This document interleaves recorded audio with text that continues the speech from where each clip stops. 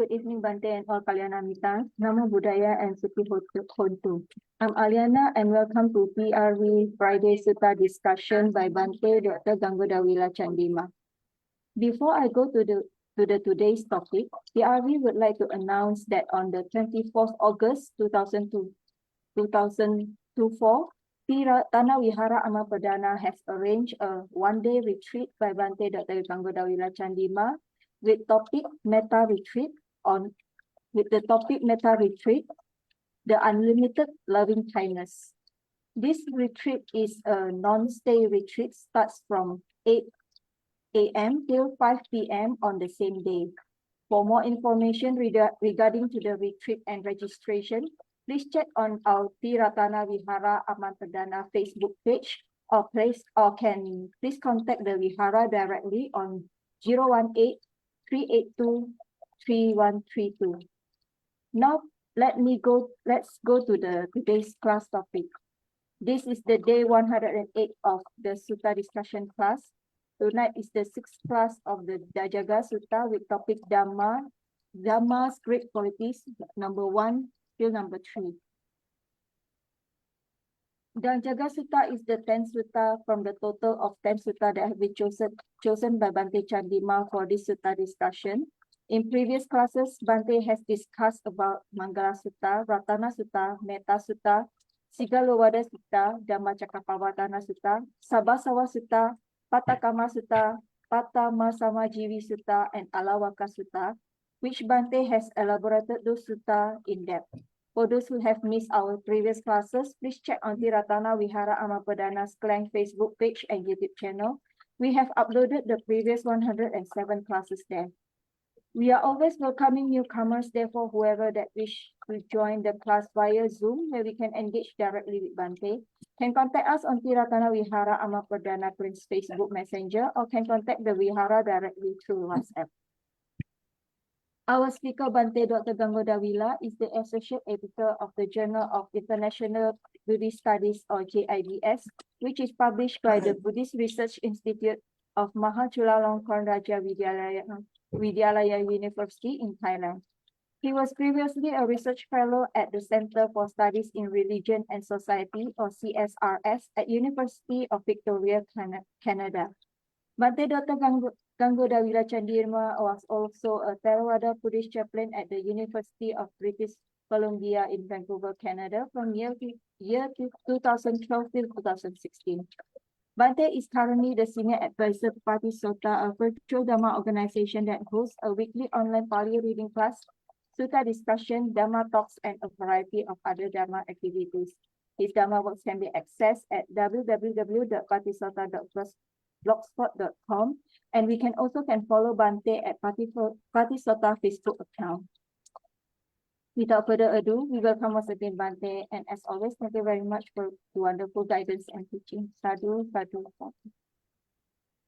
Thank you, Aliana, for the introduction. Good evening, Dhamma friends. Welcome back to our Friday TRV Sutta discussion.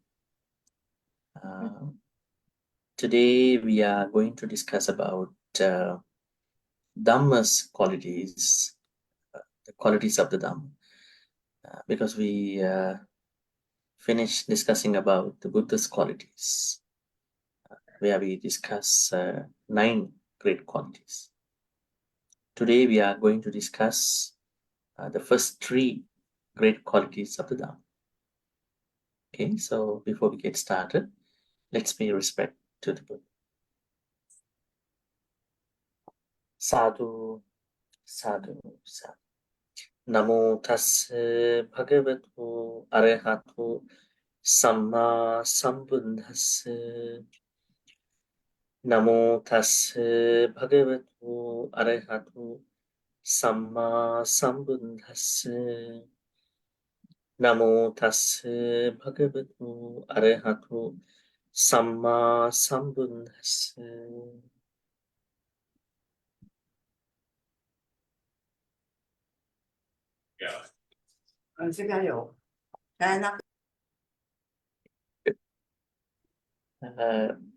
Now the story in the Dhajagga Sutta goes in a way that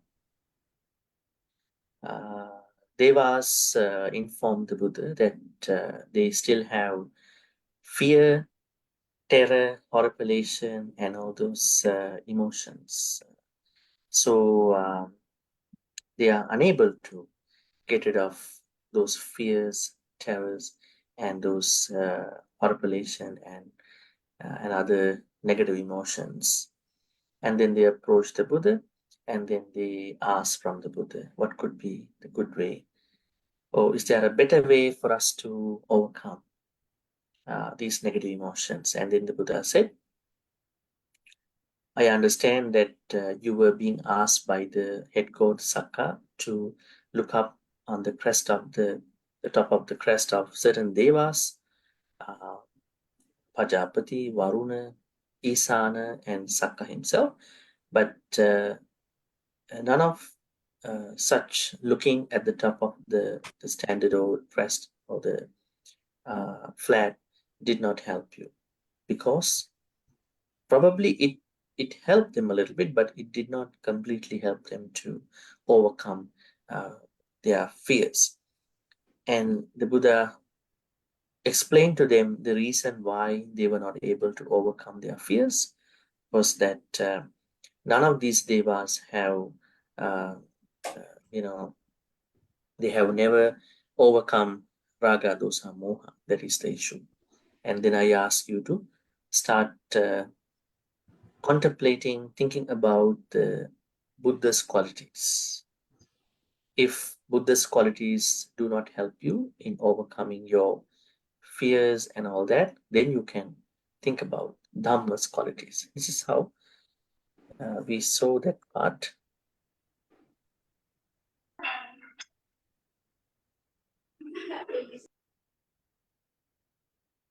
So you can see in page number 3, where we finish the Buddha's qualities.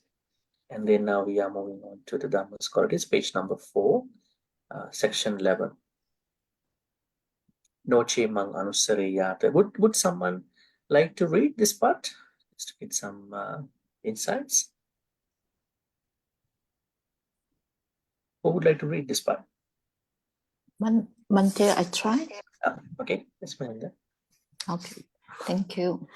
Noche mang anusareyata atha dhamman anusareyata swakato bhagavata dhammo santitiko akadiko ehipassiko opanaiko pachatam veditabo venyuhiti dhamman hi wo bhikkhave anusaratam yam bhavisati vayam val chapitatam val loma hamso val so pahi isati. Great. Thank you. Noche mang anusareyata atha dhammang anusareyata swakhato bhagavata dhammo. These letters need to be pronounced in a proper way. Swakhato bhagavata dhammo sanditthiko akaliko ehipassiko opanaiko pachatang veditam vinyu dhammang hi vo bhikkhave anusaratam yang bhavisati bhayang va chambhi tattang va domahanso va so pahisati. Now it is very clear that the Buddha is asking another plan. If by contemplating on the great qualities of the Buddha cannot help someone for whatever the reason, or you might think about, then maybe Dhamma is better than Buddha. That is the unenlightened mind. It might not be the reason. It might be the initial observation that we may have. But probably the person has not been able to understand the Buddha's qualities. so that he or she might be able to understand Dhamma's qualities at a different level.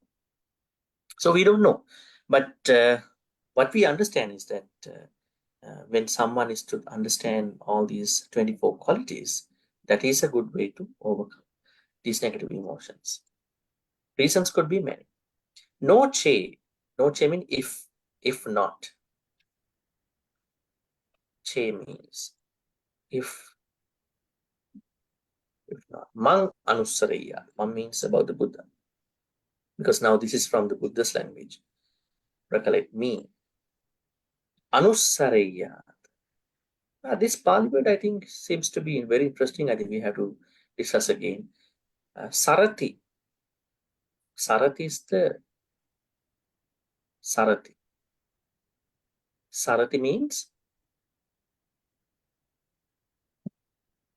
what does Sarati mean? Let's go and search.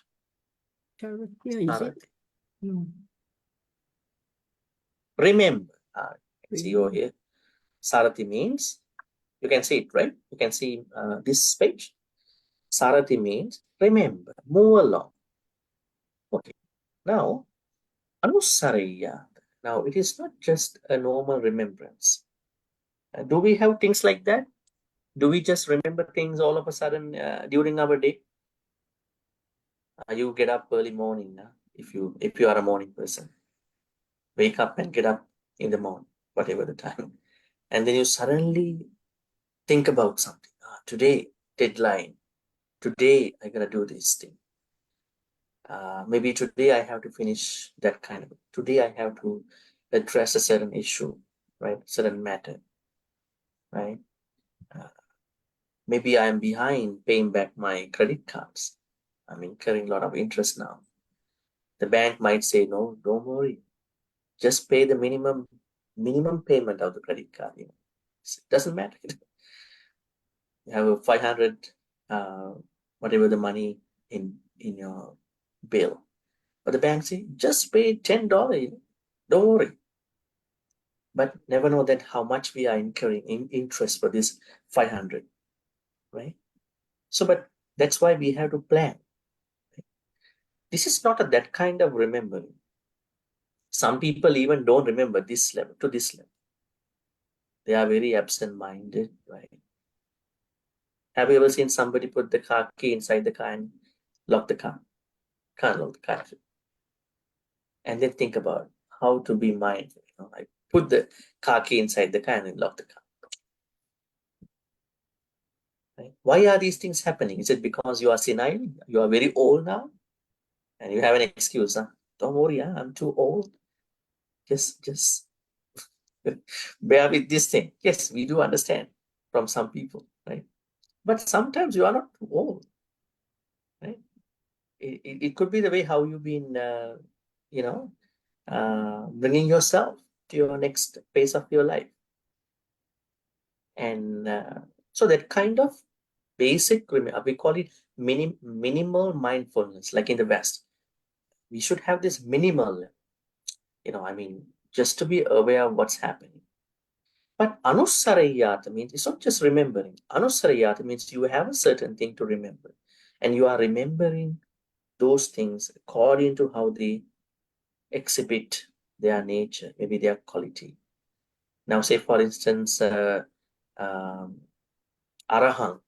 Samma Sambuddho, Vijjacharana Sampanno, Sugato, Lokhavidu, Anuttaro Purusha Dhamma Sarathi, Sattha Deva Manusana, Buddho Bhagavan. All these Buddha's 9 great qualities carry a literal meaning as well as a contextual meaning. And I have to understand what they are. I don't only need to understand the literal meaning of these Pali words. I also need to understand the larger, broader understanding about the contextual aspect of these great qualities. So that kind of urge, that kind of preparation for your remembrance is anusaraya. Now, Buddha's qualities. Here, the Buddha says that if you cannot help yourself with those 9 great qualities, Ata Dhammang Anusaraya, then you can pick up contemplating on the Dhamma, Dhamma's part. What are the qualities of the Dhamma? How many qualities are there in regard to the Dhamma? Six. Six. Six. Great. Six qualities. 6 great qualities. Right? Now, it doesn't mean that Dhamma is not as important as the Buddha. Why the Buddha is having 9 great qualities, at the same time why the Sangha is having the 9 great qualities. Why Dhamma is having only 6 qualities. Both are doing the propagation of the Dhamma. Buddha also doing the same thing, the Sangha also doing the same thing. Then why Dhamma got only 6? It's not the number. So the whole thing has been summarized and become concise in these 6. Okay, now we have to discuss Dhamma from a very interesting point of view. Let me ask you, what does Dhamma mean in Pali? Dhamma.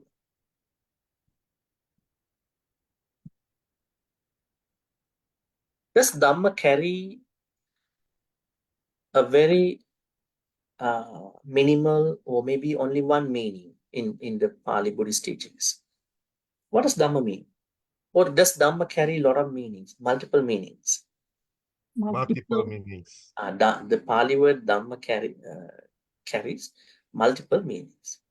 Let's get started by discussing what those multiple meanings are, and so that you never get stuck in the Pali word whenever you hear. A lot of people, they say we have to practice Dhamma, and then sometimes it is the Dhamma that everything is, within. Now let's take an example of Dhammapada's first stanza. Manu puppangama dhamma manu siddha manu maya. Okay. Manu puppangama dhamma. What is Dhamma? Now normally we understand Dhamma is to be Dhamma, the doctrine, maybe the teachings of the Buddha. But what does Dhamma mean? Now this is going to be long A, not Dhamma. Probably we're going to do something like this, making some space. Okay.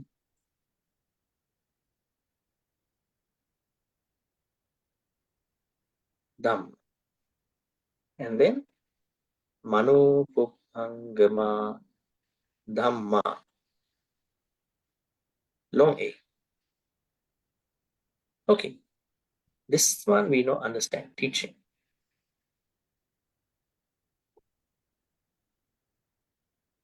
Teaching of the Buddha. Teaching of anybody. Not even the Buddha. Pre-Buddhist teachers, whoever teaching. Even somebody can say the Dhamma of Islam. The Dhamma means doctrine of any respectable teacher. But in this context, we understand this is about the Buddha because they don't use the Pali word Dhamma, Sanskrit word Dharma, Hindu Dharma, Jain's Dharma, Dharma of Sikhism, and Dharma of Purna Kasap, Makkali Gosan, Ajita Kesa Kambal, Pakuda Kachai, Sanjay Bellatiput, Nigantanath, Dhamma of Ajahn Chah is Dhamma of XYZ people, right? I mean, we understand teaching of anybody, but major context of Dhamma is the Buddhist. But then the second one, this one is Dhamma. D-H-A-M-M long A, Dhamma. Dhamma means, let's go back. Manu Pubbangama Dhamma. It means mental phenomena. This is another meaning. Mental phenomena. Mental phenomena, because there is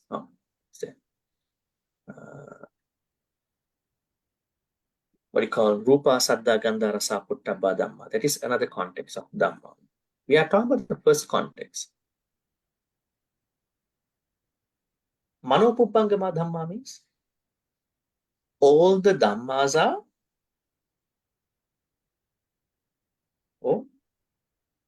all the Dhammas are preceded by the mind. What are the Dhammas? Panchak 5 aggregates, 4 noble truth, noble eightfold path, 12 parts of the different origination.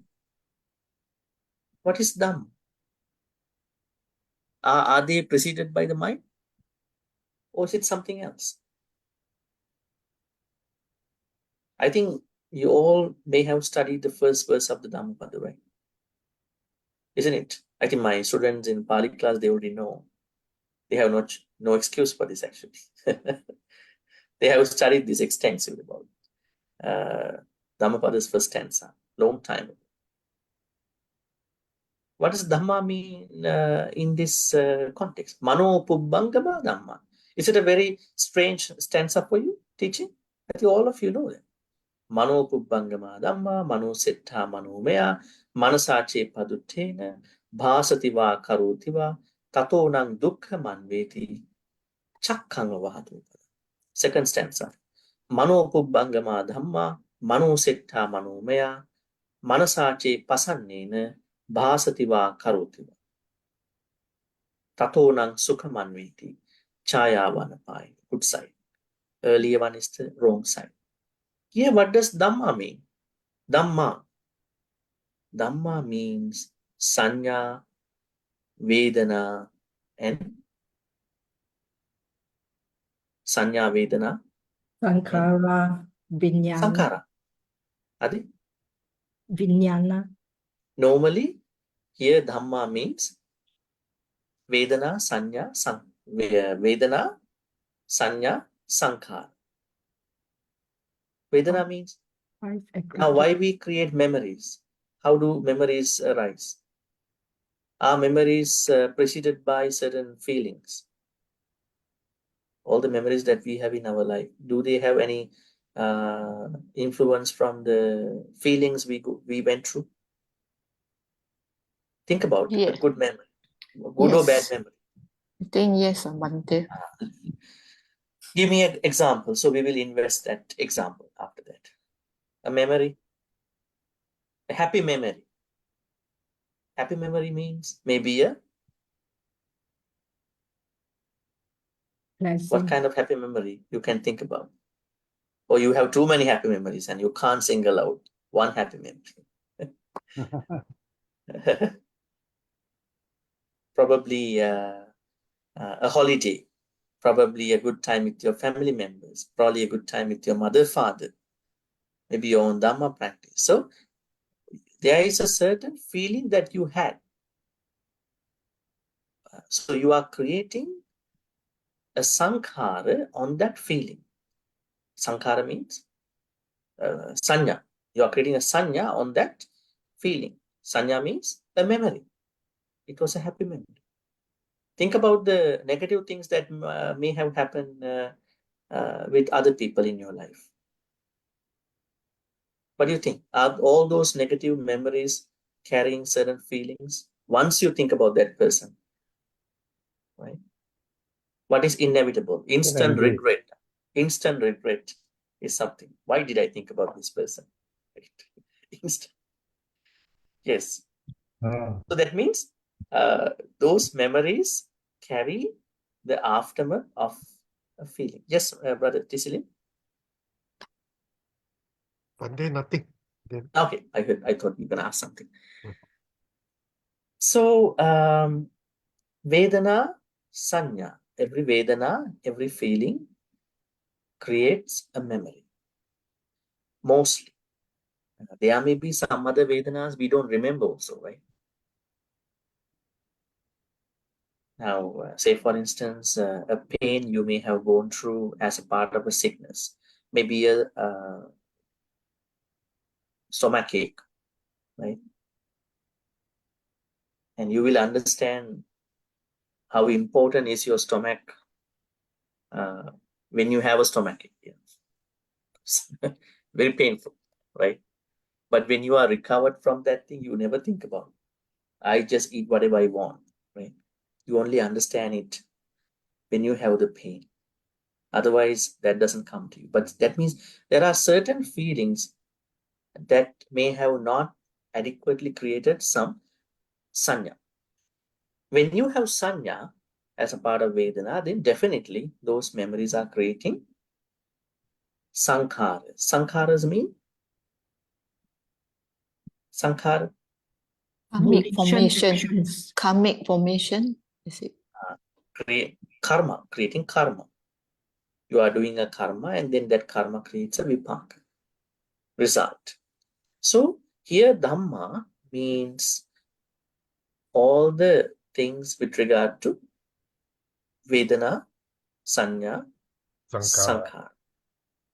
It's not about the teachings of the Buddha in particular. So this is another meaning. Dhamma. And another meaning of Dhamma means thoughts.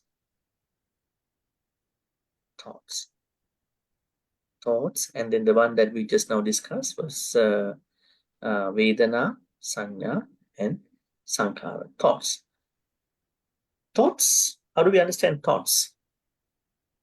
We know mind always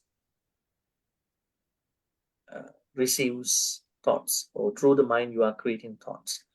That is another meaning. So that, like, you can say, rather than saying that my thoughts are always around something, you can say my Dhamma are always around a wholesome object, maybe an unwholesome object. That's another meaning. What are the other meanings of the Pali word Dhamma? Any other meaning? Righteousness. Righteousness. Yeah. Ethical way. Ethical way to do something. So let's say I want to live my life according to the Dhamma. You can say teachings, but part of it is maybe the nature of those teachings is become an ethical person, become a better person, right? Not the perfect person, become a better person every day, right? Other meanings of the Dhamma, Pali word DHA. Have you ever heard? Yes. Bhante, can we say morality or good conduct? Can you mean this also? Yeah. It's the same thing that Brother T.C. Lim said. Ethical side, righteousness aspect of everything. So do everything with Dhamma. That means do it in the Dhamma way. Have you ever heard some people are saying when they look at their life, maybe they are going through issues in their life. This is the Dhamma of my life. Maybe when monks go to a funeral, they are giving a Dhamma talk about the death. They are saying, this is the Dhamma in life. This is the Dhamma of life. What does it mean? Impermanence. Nature of life. Nature. Another meaning of Dhamma is nature. The Nature. reality. Nature, reality of anything. When a loved one is to say some things that are not pleasant to you, you might think about Dhamma of life with the loved ones. Nature. Because we are going through a lot of things in our life. We think that people are going to be submissive to us, but at times they're going to be dismissive about us. Isn't it? Nature of Dhamma of our life. Nature. Other meanings? Truth. Bhante. Truth. Structure. Truth. Truth. Yeah. Noble truth. Yeah. But same thing, nature and the truth. Yeah. Truth. Have you ever found out any other meanings of Pali word Dhamma? Support. Support. Did you say support? Yeah, support. Support. How do you make it? How do you put into the context with Dhamma? The Dhamma will support you from falling into the fire world. Yeah, you can take it that way too. Yeah, Dhamma is your support. But I think we have to make it a support. We have to make Yeah. we have to make Dhamma as our support. No, Dhamma does not become the support unless we don't make it as a support, isn't it? Yeah. Right? Right. You can right. say Dhamma is always there in the books. Is Dhamma in the books? Where's the Dhamma? In the past, we thought Dhamma is in the cupboard, the bookshelf of the library in the Buddhist temples. Now it's not anymore, you know. It has become a digital chip now. Many websites. And then it became very nice books at a certain time. And then it became a chip, right? Now it has become the text. But is Dhamma only a text? If Dhamma only a text, those people who know a lot of theoretical Dhamma should be better than all of us. But is it happening the same way? No. It's not. Dhamma is not only the text. We need to know the text, the proper text, multiple reading about the text. But Dhamma, when you bring the Dhamma into life, there are many other areas to work on with that Dhamma. How to practice Dhamma according to the modern conditions is a very, very important thing. Now, say for instance, Buddha picked up all the goats, dogs, cows in his examples. Just go and see some of the suttas. Buddha said, there are people who follow the dog cults, behave like a dog, behave like a goat, behave like a cow. Right? But in today's world, we don't pick up goats, cows, dogs, because the understanding about dogs, cows, and animals has become a little bit different nowadays. Right? Somebody might say, this is kind of little sensitive. It's like people are using the word Eskimo for some people in the northern part of the hemisphere. But Eskimos don't like to be called as Eskimos. Fish-eating people.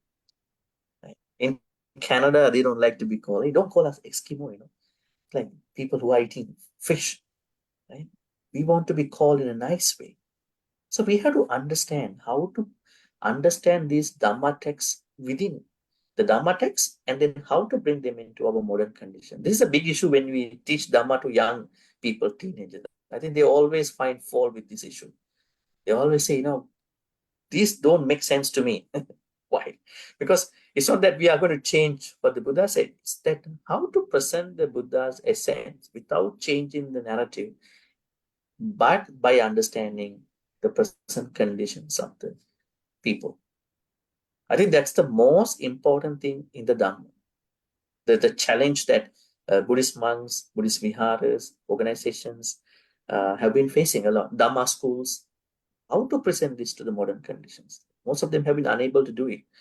Not because they are unable, because they don't have the enough gears to do it, empowerment and all that. Anyways, what we've been discussing is that meanings, and then Aliana sent something else. Dhamma is universal law. Yeah, that's another meaning of Dhamma. Universal law. What is a universal law? Niyamas, example like the 5 niyamas, the law of Niyamas. nature. Actually, Buddha did not talk about niyamas in the Sutta Pitaka.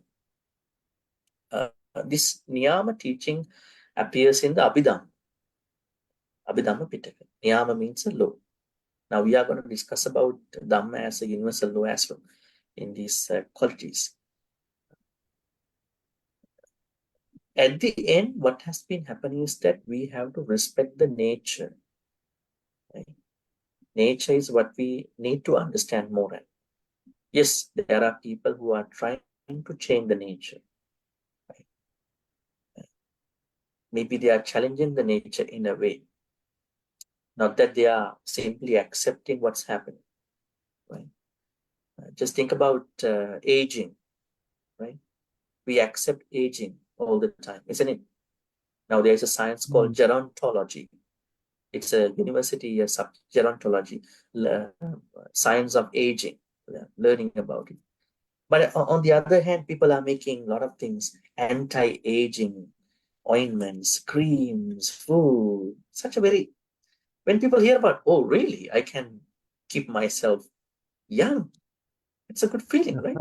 I think everybody wants to stay young, feel good about it. That's a requirement to practice Dhamma. Otherwise, you go and see all the, laid out faces in the temples, life is like this, suffering, all the time. We're going to die now. We just want to understand life. Yes, we understand the nature, but we have to understand and accept it in a bit pleasant way. So, while understanding the reality as a universal law, it doesn't mean that you cannot challenge certain things. I think it's very interesting. Say, for instance, diabetes, a sickness like this. I mean, we accept, yes, when you are not managing yourself with regard to sugar, yes, you can be sick. But on the other hand, there are people who are trying to experiment about different medications and to help people, to improve people's conditions with diabetes. Is there a cure for this thing? Is there a way to manage diabetes? Right? It's good. I think they are challenging this reality, right? And if you look at 50, 60 years back in this world, how many people died from these sicknesses? How many people died from heart attacks compared to today? A lot of them are living long at this point. And this diabetes was existing at the Buddha's time. What was the Pali name for the diabetes? If you look at a sutta called Girimananda, in this Girimananda Sutta, there was a monk called Girimananda. He was sick. Bhante Ananda brought the news to Buddha. Bhante, monk Girimananda is very sick. What can we do? Okay, you will learn 10 perceptions from me, Dasasanya. You go and teach him. 10 perceptions. Asubha Sanya, Adinava Sanya, Pahana Sanya, Viraga Sanya, Anapana Sanya. There are 10 perceptions. And under one of the Sanya, Buddha talks about diseases. All the diseases that someone can get. Chakku rogo, sicknesses regarding our eyes, eye diseases, sota rogo, sicknesses with regard to our ears. And he talks about pilaka, cancer, cancer was available at that time. Madhumeho, this is the Pali word for the diabetes. Madhumeho. Madhumeho.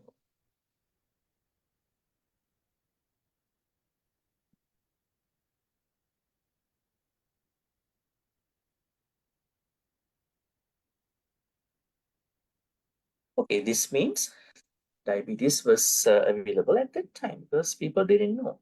I mean, we understand there were some Ayurvedic medications at that time, but probably there is more help now. So there are ways how people are challenging reality. I think it's good, but we understand reality in terms of the Dhamma, right? Because I think they all have a good mind to help other people improve the life conditions of everybody. All right, universal law is one other meaning. And then, Brother Tisilim, you said Dhamma Raja. You want to explain Dhamma Raja? Not here, actually. All right. Dhamma Raja is a name given to the Buddha, king of the Dhamma. Otherwise, there's no particular meaning. Okay. Yeah. All right. So there are multiple meanings, but we normally take the meaning in regard to Dhajagga Sutta is Dhamma mean teachings of the Buddha. Teachings of the Buddha. Now, this is another complicated area. Why is it? This has been complicated by many people's writings, actually. What is Dhamma? How many teachings did the Buddha give to us? Tell me. Now we talk about Sutta, Vinaya, Abhidhamma. But normally we understand Buddha did not talk about Abhidhamma in that particular term. He only taught Dhamma and Vinaya, but his main emphasis was Dhamma. And then In order to preserve the Dhamma, there arose a lot of sects, monks. They spread into different groups, right? Some monks said, we don't want to believe you. We only believed what the Buddha said to us. And then they had internal splits, right? So then finally what happened before us is now there's a colossal, huge, bulky canon, right? Mahayana, Theravada, and many other sects, right? So how do we understand? We normally say it's better to study early Buddhism, Buddhist teachings that we can learn before these school Buddhisms started off, right? Early Buddhism. Normally we say Digha Nikaya, Majjhima Samyutta Anguttara, and partially Uddaka Nikaya. Otherwise, we might be learning other people things in the name of the Buddha, right? Okay, then we go to the text here.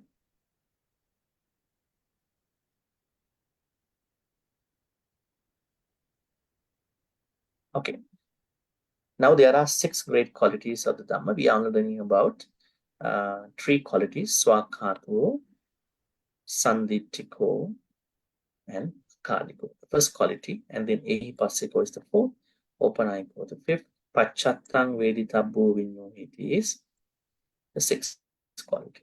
Okay, we're gonna learn Swakhato, Sanditthiko, and Kaliko. Swakhato. Swakhato means akhato. Akhato means teaching, or someone is teaching us. Swakhato means well taught or well expounded, well explained. It is said that Dhamma is well explained, but this could be an exaggerating statement to some people. How do you call that? It was well explained, well expounded, well taught. We have to understand that the Buddha's teachings are not speculative teachings. They have a source.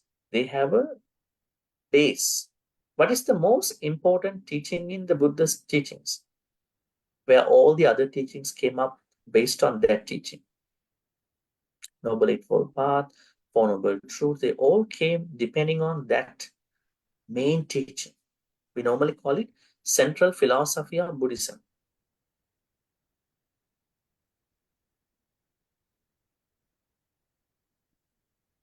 Causality. Now all these Causality. causality, this is another Causality. name for that. We normally call Paticca Samuppada. Teacher Samuppada, Paticca Samuppada is the central philosophy, central concept in our Dhamma teachings. All the other Dhamma teachings are teachings that were given and based on Paticca Samuppada means cause and effect.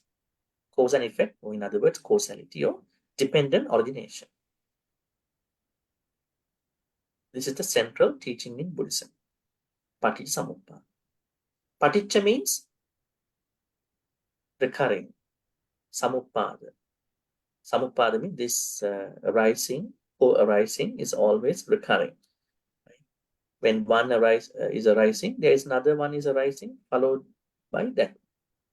So there are 12 things that are arisen depending on one by one. Right? Now we normally understand them to be avijja, sankhara, vijnana, nama rupa, salayatana, passa, vedana, tanha, upadana, bhava, jati, jara, mara. 12.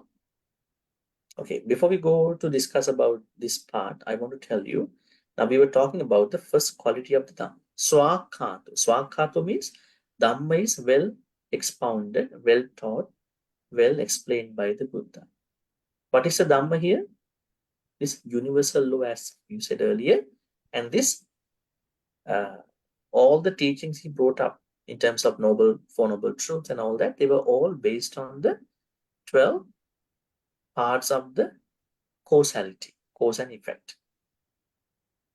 If we understand the Paticca we know everything in Dhamma. Let me tell you the story for this. Remember, there was a monk who became a monk just because he wanted to see the Buddha. His name is, can you remember his name?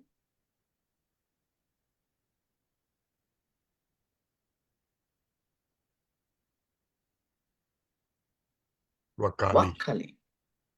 Wakali. What is his name? Wakali. Vakali. Wakali. Wakali became a monk because he really wanted to see the Buddha all the time. So what happened?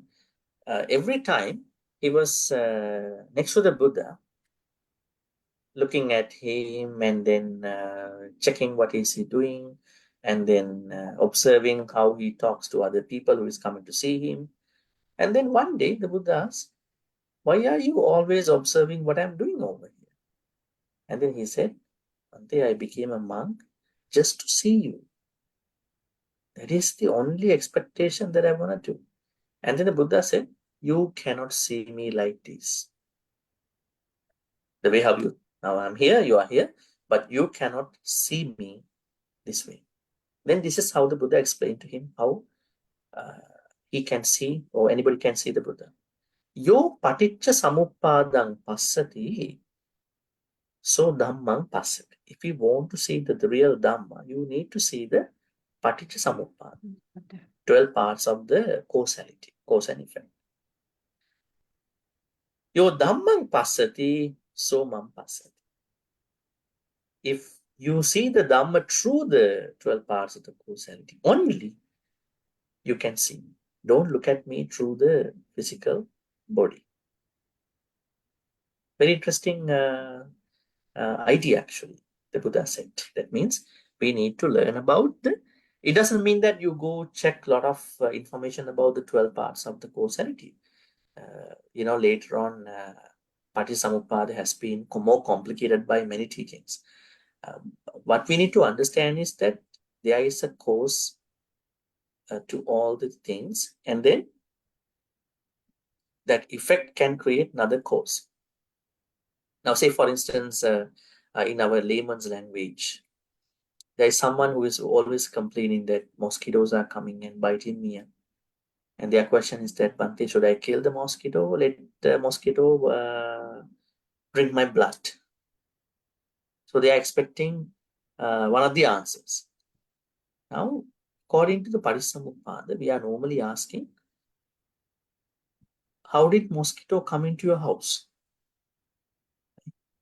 Are you making sure that your house is a place where mosquitoes are not coming to your house?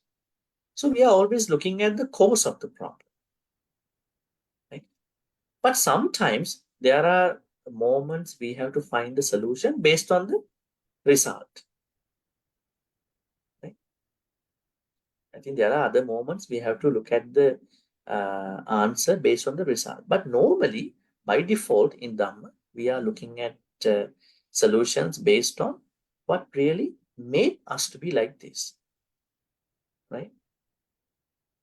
Now, say for instance, there is a couple who is always arguing each other, right? Always arguing, even for a small thing, they are arguing each other. Someone can say, "Why are you arguing? You should have not married. You are such a very troublesome. Even other people can't even bear, what you are talking." But no, but that person may have not seen something. Maybe. Well, this kind of communication, this arguing kind of attitude can be a communication, because nobody wants to compromise to each other. They are struggling a lot. I don't want to compromise to you because you don't compromise to me. Probably this kind of thing, in a way, we are not saying that everybody has to argue each other, but it could be a way how they understand their life, unless they don't, as long as they are not going to harm each other. So everything can be a lesson. That could be a result, right? So we are looking at solutions based on the cause. And sometimes we will look at the solution based on the result. So Patisamuppada helps in both ways, right? So when we understand Swakhato means Dhamma is well expounded. Dhamma is well expounded on the Patisamuppada. Now, how do we say that Four Noble Truths contain the Patisamuppada? Tell me, how we say the Four Noble Truths, Chatu Arya Satya, this teaching, the main teaching of the Buddha in another way, is inclusive about, or maybe the structure of the Four Noble Truths come from Patisamuppada. You can see, if you look at the Four Noble Truths, there is the dukkha, there is the cause for the dukkha, and there is the result, and there is the way how you're going to make that happen. So they all are connected to the formula that we see in the Patisamuppada. Right? And even if you take anything else in the Dhamma, all the teachings, they are based on the Patisamuppada. So that's why Dhamma is well expounded. Another way to look at Dhamma is Swakkata is that it is said that Dhamma is Adi Kalyana, Majje Kalyana, Pariyosana Kalyana. These are some Pali words. Probably I'm going to write it here. Adi Kalyana, excellent.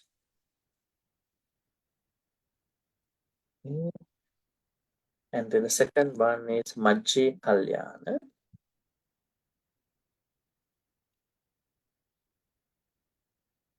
Majje Kalyana means Dhamma is excellent, middle, and Pariyosana Kalyana. Dhamma is excellent in the end. What does this mean? It means that there is nothing to be added onto the Dhamma, that Dhamma is incomplete. But we have to understand, when we are teaching Dhamma in the modern world, we are not changing the structure of the Dhamma, but we have to find out how that Dhamma is going to be applicable to the society, modern conditions. So, Adi Kalyana, Majje Kalyana, Pariyosana Kalyana, we normally understand that we start our practice of the Dhamma from a little bit of wisdom. Where did we learn that? Under the Noble Eightfold Path. We started with a little bit of wisdom. We want to know why we are practicing this, why we are going to practice meditation, why we are going to practice sila, why we are going to practice right speech, right? That means we need a bit of wisdom. Then we are going to start the practice with the sila part. We are going to discipline our body and speech. Then we are going on to the meditation part. Without sila, you can't go to the meditation. Then meditation, mindfulness, all that. Then through the support of all these wisdom, then sila and meditation, you are going to enter into the higher level of the wisdom. So Adi, Majje, Pariyosana, beginning, middle, end. So they all are properly given in the Dhamma teachings. So that's why the Buddha says that Dhamma is Swakkata, and you don't have to worry about the contents of the Dhamma unless there are issues how we are going to understand Dhamma in the modern world. All right, any questions about Swakkata, the first quality?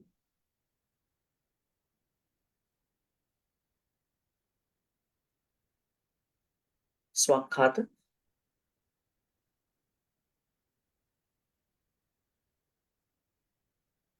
The real Pali word comes like this. Su-akkat. Su plus akkat. Then because of a substitution, it will become swaka. Then the first letter of the second word become lengthened. Swakat. It becomes like this. This means su means well, akkat means given, expounded, explained. Well explained. Buddha's Dhamma is well explained. Any question about this first quality?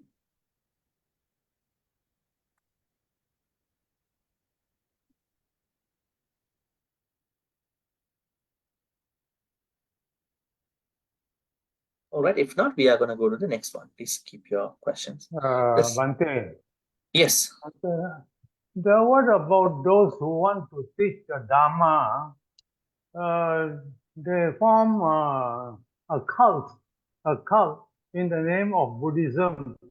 And they say this is the Buddha's word, this is the Buddha's word.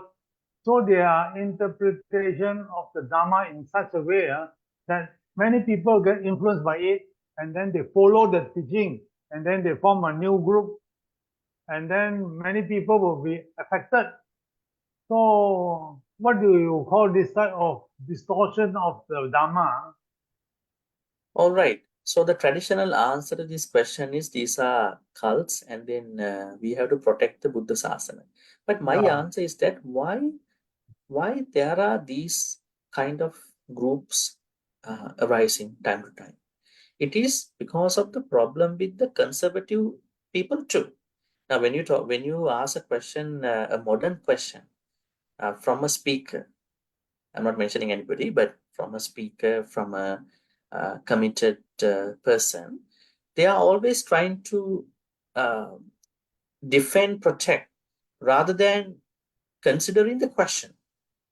Now, say for instance, someone is asking a question, Bhante, what do you think about the homosexuality in Buddhism? Oh, no, such a distorted idea, right? What do you think about using a gun in the modern world? What do you think about making a lot of money in today's world? So it is because the lot of devoted, dedicated, committed Dhamma individuals not trying to consider the modern questions. And then what happened? Those people, the real people who are in the cults, those teachers, they are really going to try out, how to practice, how to become a Sotapanna in 1 month, right? How to become this and that. So they are bringing all those general, normal questions of the people into the platform. What they are talking is not true. But they are trying to bring the questions to the platform. So people are happy, regardless of what they are talking. So I think my understanding is that Dhamma speakers who are writing books, talking, they have to consider Dhamma in the modern conditions. So they have to talk about the true Buddhism based on, the Buddha's teachings without marring, without destroying the framework, the context, and then consider the modern questions, modern conditions. If we do that, these cults will not be formed. We don't have to argue with the cults because we know when they are talking things, they are very anti-Buddhist. But the problem is that those conservative people who are always thinking that I don't want to think about modern conditions, I only say this is the truth. This is why, because they are trying to do that, those people are trying and making groups, making cults. So partly it is happening because of not considering the modern conditions. And that's why, on the other hand, you need a good teacher, right? Good teacher is very important because with the good teacher, you can personally, as a group, understand what is a true Dhamma with the references. Right? All right. So Swakatu. Then the second one is Swakatu and Sandittiko. What does Sandittiko mean? Sandittiko. Ditti means? Oh, yeah, here say to be seen. View. To be seen here and now. Sandittiko means? Visible. To be realized, to be realized by be- oneself. To be Realized by oneself. able to be seen and able to be examined. Now we understand that not any Dhamma teaching needs to be understood by blind faith. Did the Buddha encourage blind faith? Or did the Buddha ask people to intellectualize, rationalize what they experience in their life? I always pick up a very interesting example of a real story. That means when we are teaching Dhamma, we have to always let other people understand. Not that my understanding is the best understanding, that everybody else has to understand. Same way with the teachings. We have to let people understand what's intellectualized, rationalized, then we can have a good discussion. I remember I always share with you this story. There was a monk who went from Sri Lanka to Canada a long time ago, 15 years ago. And then he was given the task to teach in the Dhamma school. But he has been teaching in the Dhamma school in Sri Lanka. So most of the teachings that normally we see in the Dhamma school books in Sri Lanka, they are good actually. Very hardcore teachings. Patisamuppada, Noble Eightfold Path. I mean, too deep to run into these subjects early actually. So we had to get the students comfortable before we run into these topics actually. Anyways, he picked up the topic called omniscience, Sabbanyu. The Buddha is Sabbanyu, omniscient. That means Buddha knows everything, right? Okay, so we have a lot of respect to believe that. But how are we going to teach this kind of a subject to teenagers, right? Who are still trying to understand the world in their own way, right? So he was now teaching in his own way, saying, okay, today you will understand that Buddha knows everything. His omniscience, and this is the Pali word. Maybe I'm going to write it down for you. Sabbanyu. Sabbanyu. Okay. There was a teenager in the class, and she was raising her hand. Venerable sir, I think Buddha knows something, but not everything. Okay, now things got a kind of a hold, He didn't mind about it. She's thinking in a different way in the classroom. And then she again, while he was giving the lesson in Dhamma school, again raised her hand. I still think that Buddha knows something, but not everything. And then he asked, what are you talking? I mean, you have to respect the Buddha, right? You are a Dhamma school student, right? You have to respect. Yeah, I respect. There's no problem. But I feel, because Buddha is not now with us, with the knowledge that we've been exploring, you and I, everybody, I think that there's something that he might not be conscious. And while the class is going for almost 1 hour, again she raised the hand, and the monk got a little bit upset about it. You should respect, and then you should not ask this question again, And then, but he understood something went wrong here. So when I went to that temple, sometimes after that, he shared this story with me. He's asking, what should he have done actually at that point? I said, how do you prove that the Buddha knows everything? Can you prove? Can I prove to somebody? And you are teaching these teenagers. I think you shouldn't have taught this subject to these people. At the time, you could have taught very interesting subjects, karma, how to be responsible, and filial love, how to take care of the parents, how to practice Brahma Viharas, how to, understand life in modern conditions. Why did you choose this kind of a very, very deep subject? Even you cannot explain. Even nobody can explain. You're only going to theorize about this subject, and you're going to be a person of a lot of humor in the class after you left. These children, they don't understand too. That's the thing. So when we are saying that Dhamma has to be tested, intellectualized, rationalized, we have to understand that Just because we can intellectualize, rationalize, it doesn't mean that Dhamma has to be. But when we are teaching, learning, we have to invite others, come, and then try to understand. They may have their wrong understanding, but we cannot put them away. We cannot remove them from the discussion. So that's why when we say sanditiko, to be examined, to be intellectualized, and we understand that Buddha said in many suttas, Kalama Sutta, Anguttara Nikay's Kalama Sutta, he said, never. What was the story in the Kalama Sutta? When he went to the Kalama's place, people in the in this Kesaputta place said to the Buddha, Bhante, a lot of monks come and go, to our area. Everyone, when giving a Dhamma talk, teaching here, they say this is the truth. Everything else is untrue. Are you going to say something the same? The Buddha said, no. I'm telling you something. Ma anusavena. Just because it comes by tradition, do not believe it merely because it comes from the tradition. Ma paramparaya, generations. Then books, just because it was given by a very famous person. You need to understand what is kusala, what is wholesome, and what is unwholesome by yourself. Right?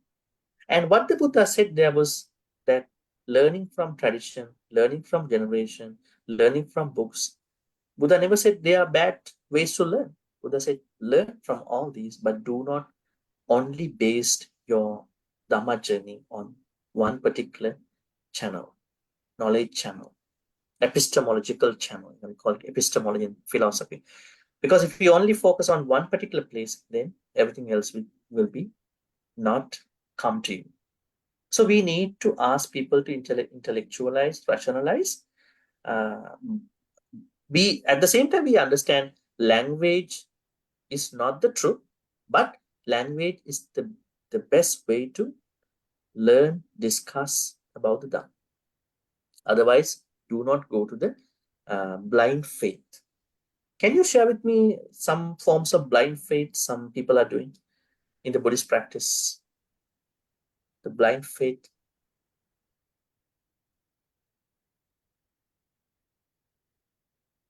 Cults, C-U-L-T, any Buddhist cult.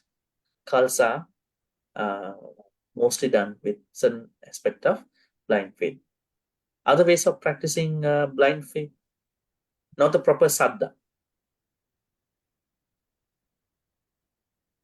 How about Bhante, how about the fire sermon? The fire That's it. Right, yeah. practice. Yeah. Fire sermon was given, we call it Aditya Pariyaya Sutta, right?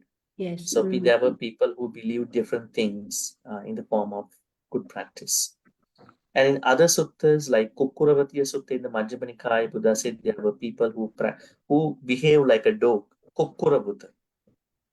They thought by behaving, they talk like a dog, they eat like a dog, they sleep like a dog. They thought when they behave like a dog, they can attain Nibbana.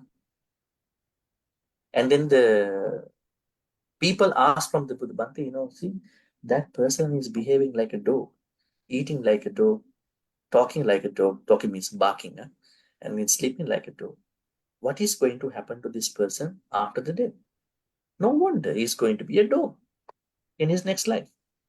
So, because he behaved like a dog. Habitual karma, most of the activities we are doing, for the most part, will become us the same person in the next life.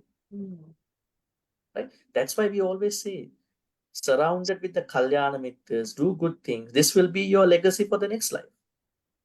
It doesn't mean we don't respect animals. We have to give things, we have to take care of them too. But do not end up with that kind of a person. And there was another man who was like a cow, sleeping like a cow, and then after eating, ruminating the food and perching like a cow, and then walking like a cow, and then don't talk, maybe talk like a cow, you know how they talk. So then another person asked Bhante, that guy is like behaving like a cow. What will happen to him in he's expecting the enlightenment. No wonder he's going to be a cow. So majority of his actions in this life are cow activities, right? So it's the same. So that's why the Buddha said that we need to get away from the wrong practices. Silabbata paramasas. These are, because these Silabbata paramasas are coming to us when we do not understand our sammaditthi, right? That's why here, sanditthiko. It has to be examined with the proper saddha. With saddha, we call it akaravati saddha. Proper saddha has to be used to understand the Dhamma, right? So when we are learning the proper saddha, we need to test what we know. We need to, most importantly, there are two things we have to look at. One is the personal practice. Second one is the group practice. We need the both practices. There are people who only go with the solo practice. They say, I do my own Buddhist activities very well. But it's not enough. How do you know that you are practicing properly? Right? So sometimes, time to time, you need to become a part of a group, Kalyana Mitta group, meditate together, discuss together, right? So that can enhance your Dhamma practice. So it has to be tested. It is not a mere number of teachings. It is not that today, okay, I'm going to start from Majjhima Nikaya number 1. By the end of November, Majjhima Nikaya 20. So I know Dhamma. It's not like this. We don't need to read like this. We only need to read depending on the practice and suggested by a good teacher, right? Otherwise, we are wasting the time and we are misunderstanding Dhamma as well, right? Because there are translation problems, there are issues in the context. Okay, so Sanditthika means Dhamma has to be seen in this life. That's interesting, right? There are people who are thinking Dhamma has to be seen in the next life. Dhamma has to be seen in this life. Why there are people wanting to see Dhamma in the next life? There are a lot of religions, philosophies, they are saying, if you do like this, you're going to get like this. Right? So, in Buddhism, Buddha never says like that. Buddha says there are some karmic vipakas, but Dhamma has to be practiced and then you have to be benefited in this life. That is how you are going to think about the rest. That is called Sanditthika. It has to be well seen in this life. Any questions about this second quality?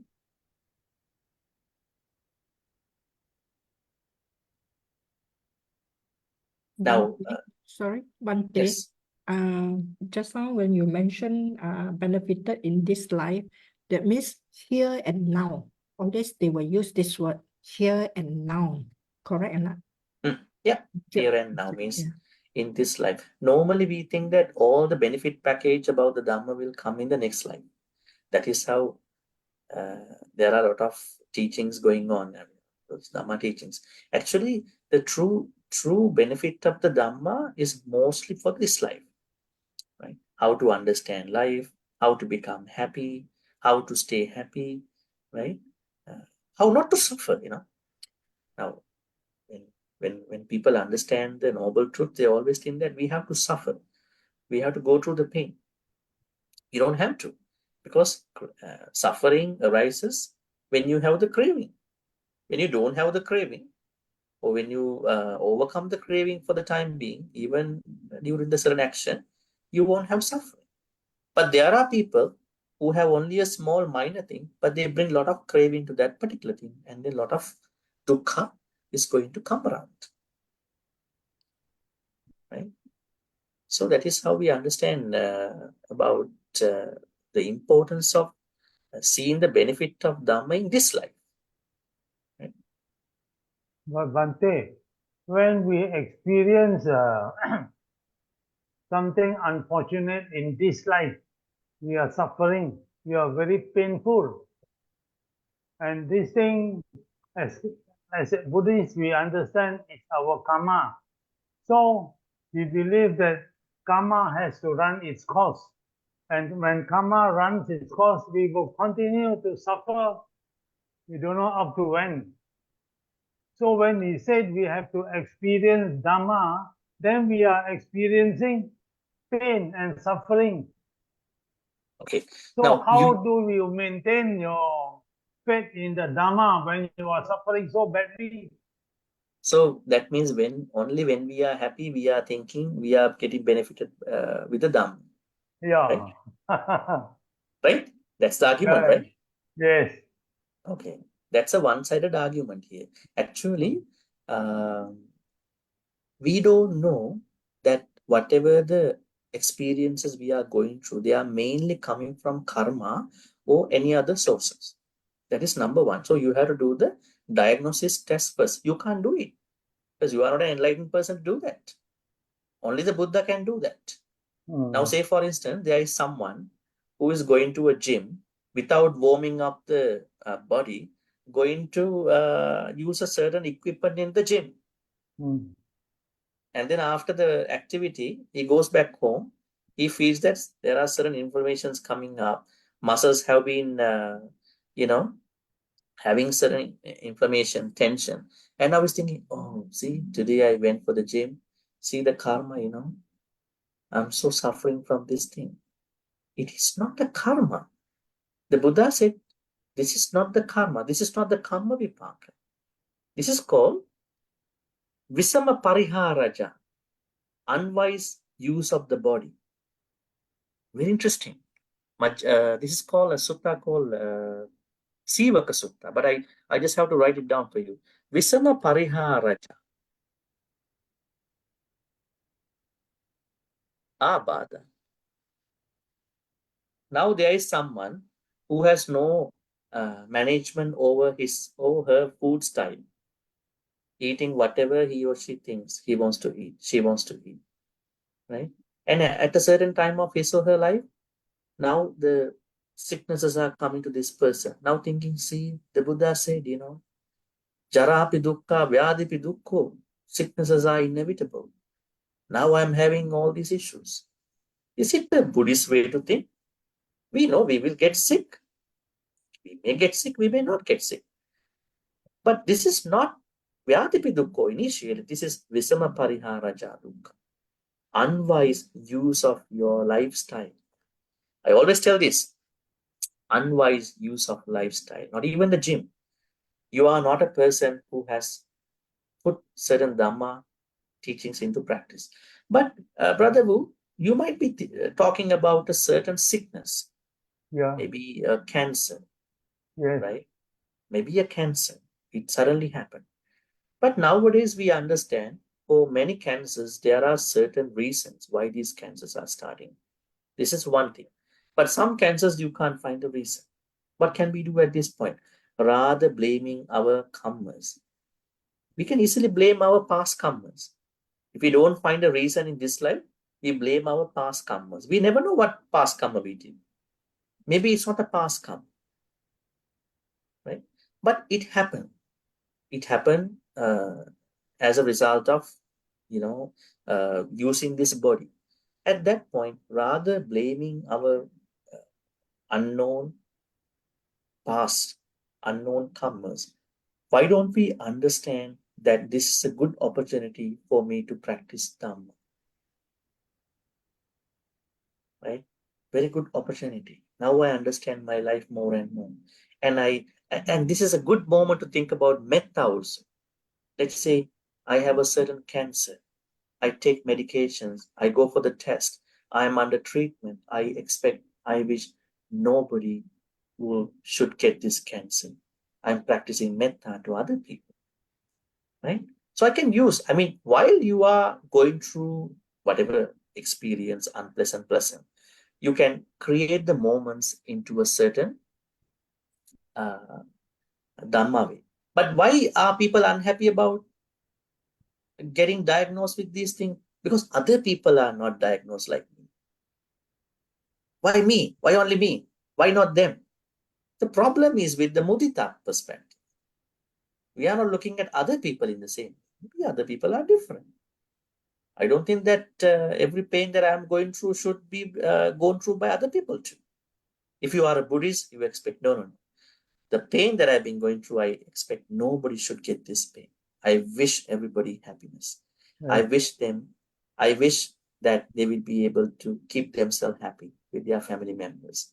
So I think because we don't know the reason, brother, we don't know why it happened. So going after the unknown bad karma or good karma, why don't we bring that time into Dhamma practice? I think that is a sensible way to do it. Yes, Samita?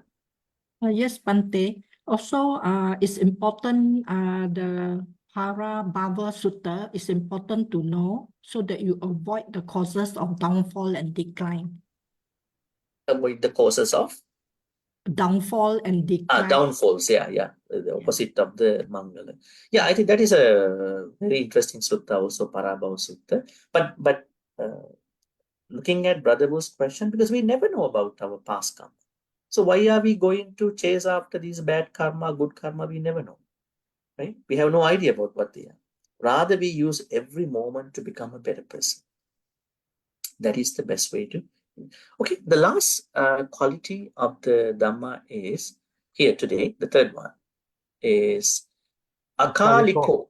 Akaliko. Kaliko means Timeless. there is something that only has been given for a certain time.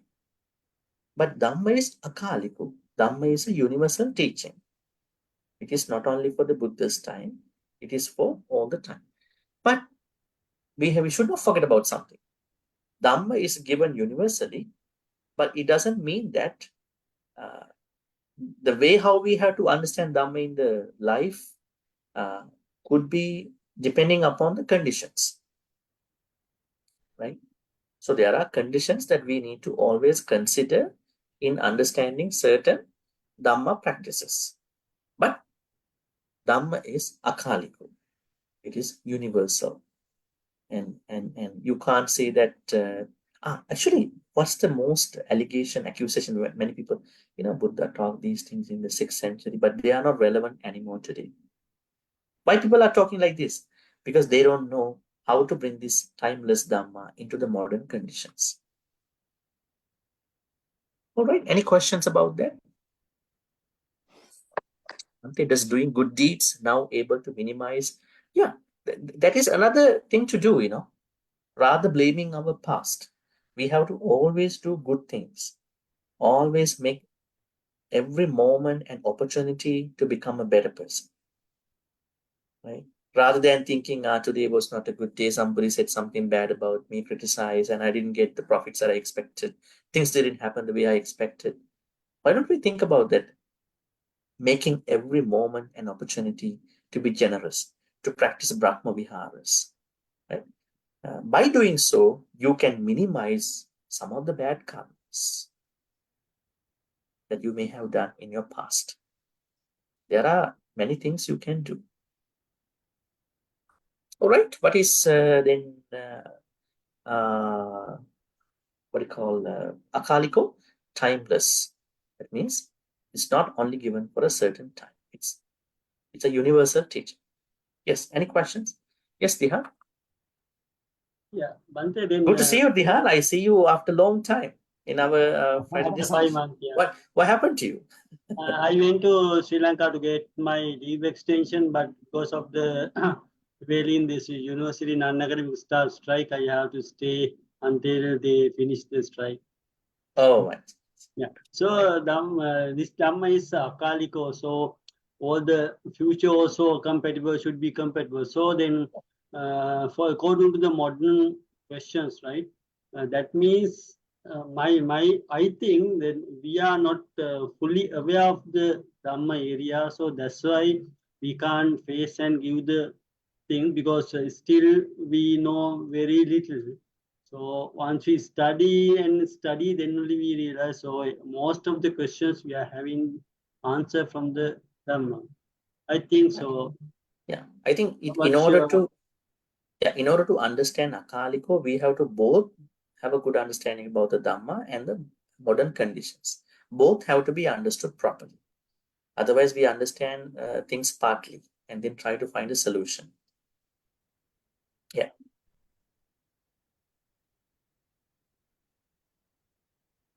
All right. Any questions about Akaliko and the three Dhamma qualities for today?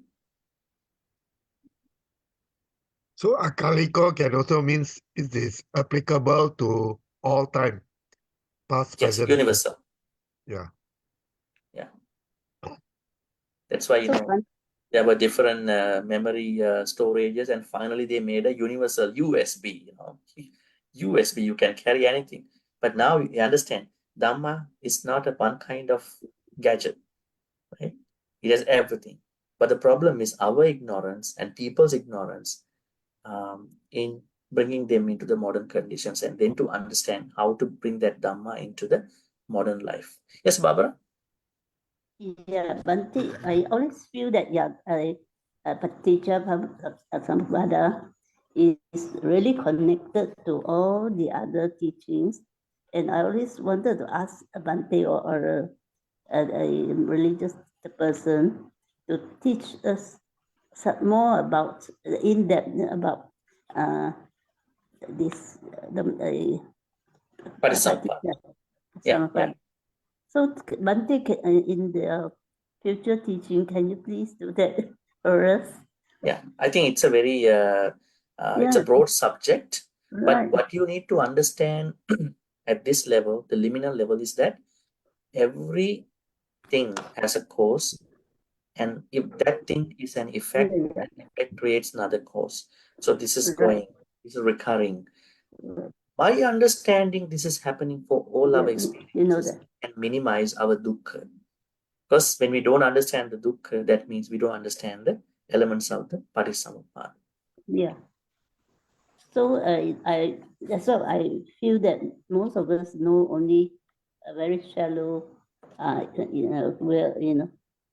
Yeah. no depth in that understanding. So it'd be good if we can have the opportunity to delve in deeper than that. Yeah, we will try to. I know Bhikkhu Bodhi wrote something, an article on this, which every time I read, I don't really go very deep. Yeah, I think for lay people, the relevance of Parisamuppada is to the extent of understanding their life. You don't need to get into the deep things of Parisamuppada right away, but you can learn. We can learn, and then we can also add things about it.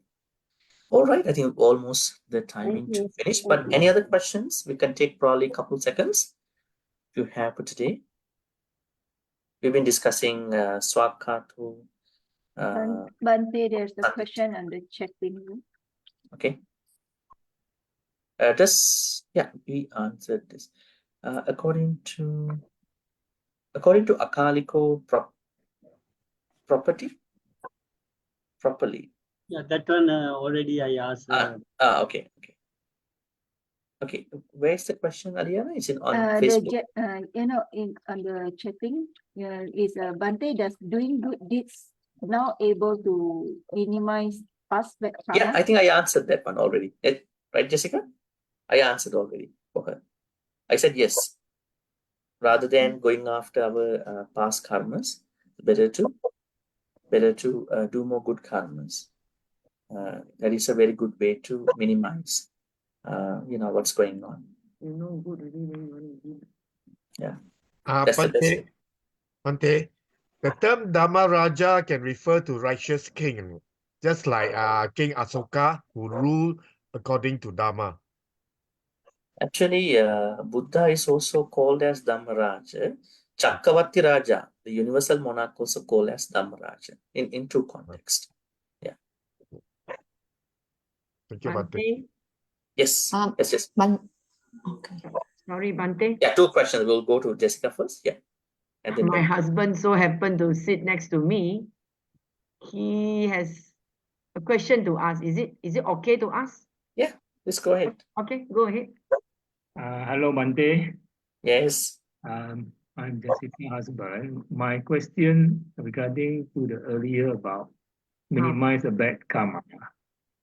So if a person continue to commit sin and continue to do good deeds currently, does that help to minimize or cleanse the bad karma from the sin? That is the best thing to do at that point. But this is what I understand from your question. There is someone who has been doing bad karmas until a certain indication, observation that person is having. After that observation is done, that person avoids doing bad karmas. Now he or she is thinking what to do in order to understand for what I did, then doing more good karmas from that time onwards. I think So my it's the perfect. question is the person continue to make karma continuously. He continue to commit sin. The next day he go and offer dana, go do this. After that he commit the same sin again. Then it repeat. That's not a good idea. That's not a good idea. Because that's why I'm trying to say that if we think that there is someone doing like that, this person has using Dhamma as a free pass. Yes. Even this teaching, free pass. I'm gonna kill someone, but tomorrow I'm gonna do a good karma. Again, kill someone, do a good karma. Yeah. So Dhamma is not a free pass to kill other people. Yeah. Sabotage other people's stuff. So what I understood from your question, in the best way, is that there is someone. I think most of the people, when they understand their life before, from that point onwards, they are going to be very careful about everything that they kill, steal, misconduct, lie, whatever thing, and becoming extra careful about the life, about those mistakes, and becoming a better person every day. That is the right way to do it. That is how we are going to understand it, that doing more good karmas to minimize. Not that do a bad karma yesterday, do a good karma today. Do a bad karma. I think that is a very michaditi, wrong view. I agree. If the person admit committing the sin and show regret and remorse and stop repeating the sin and then do good deeds, yes, it may help to minimize the bad karma. But if the person continue to commit the sin and still do good deeds, hoping to, like you say, free pass, using Buddhism as a free pass, then or hiding behind Buddhism, then I think that is wrong. Yeah, that is wrong. That person has michaditi, like the monk Devadatta. Until he passed away, he has been doing good things, bad thing, good things, bad thing. So what happened to that person when he died? He was reborn in a hell. Reborn in hell. Wow. Yeah. Okay. That's a very serious. Who would like to go to the hell? Serious penalty. Everybody knows that. Yeah. So better not to take a chance. Don't take a chance with the Dhamma. Because when the moment you understand life with the Dhamma, give a permanent stop to that life and start your new life from that point onwards. Right. So that is the best way. But if there are I understand there are people who cannot do this change because of their life, whatever the things, their attitude. So they will go through their own consequences. Right. Thank you, Bhante. All right.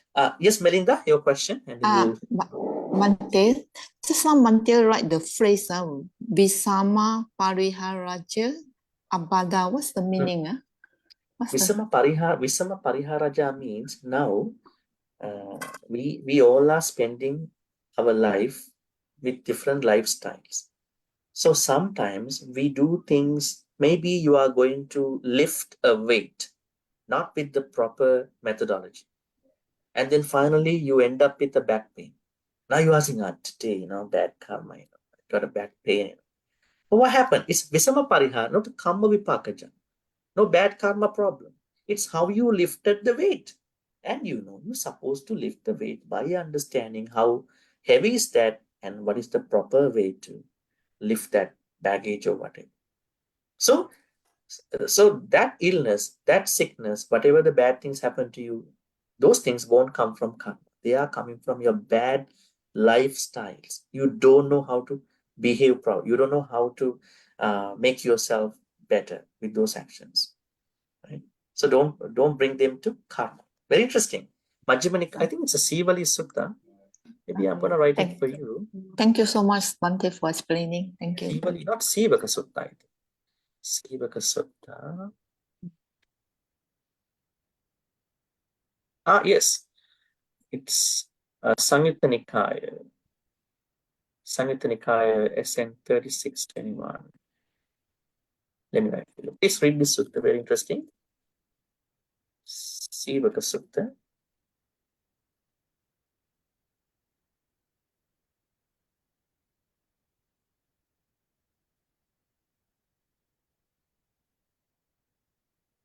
Yeah, Sivaka Sutta.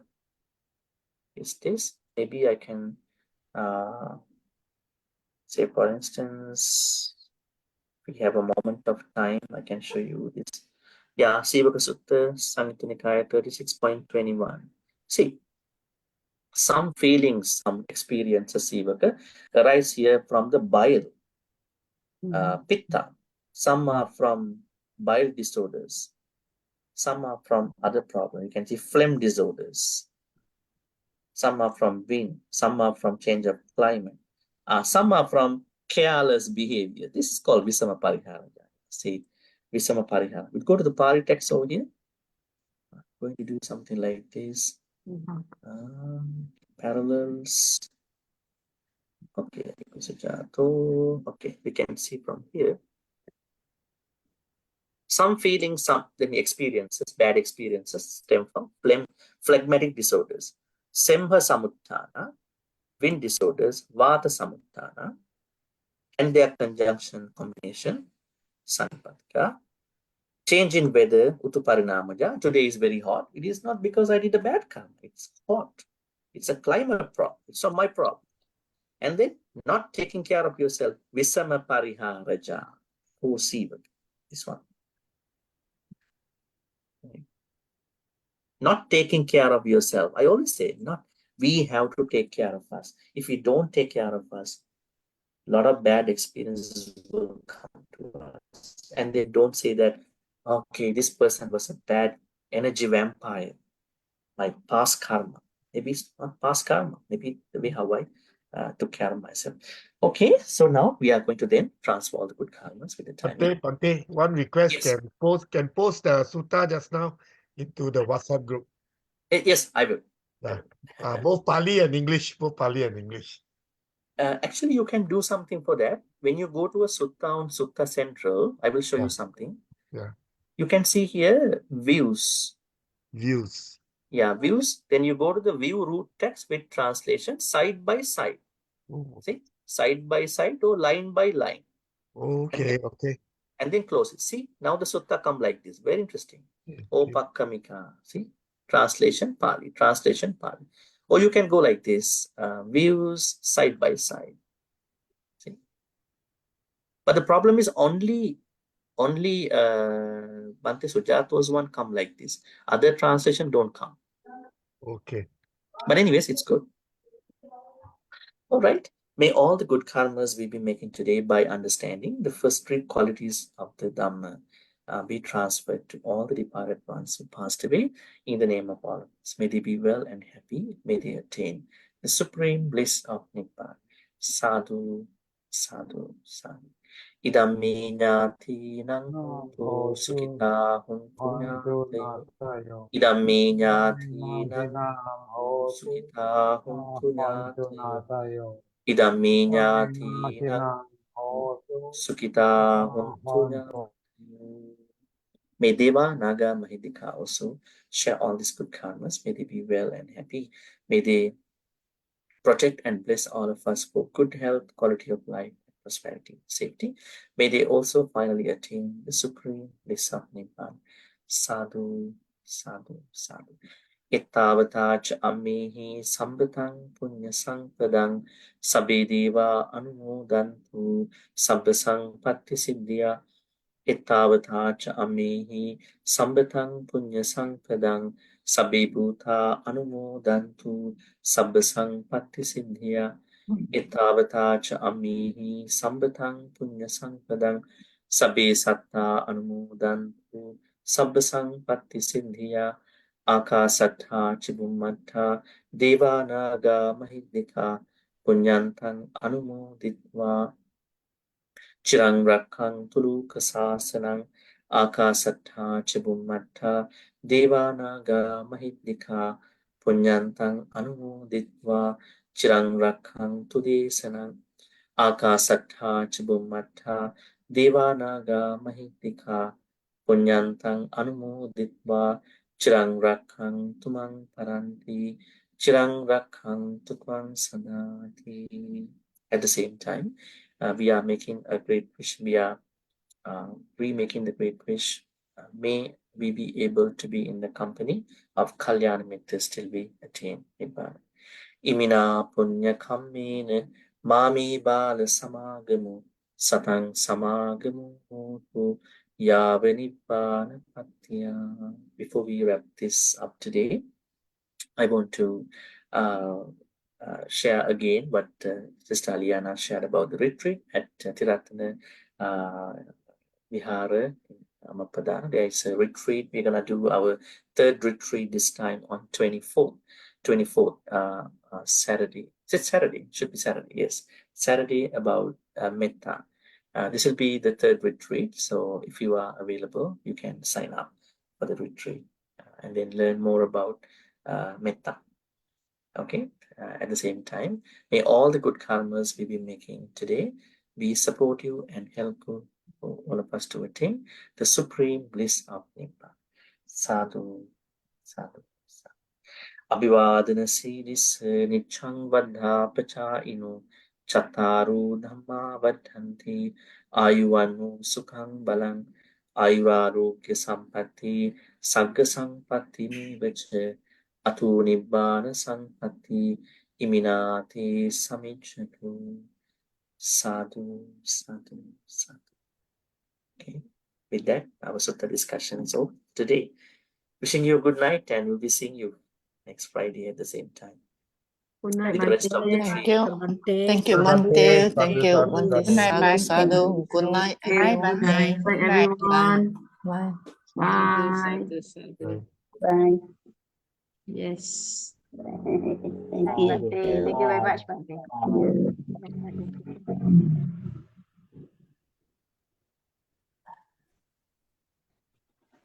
Brother Lim,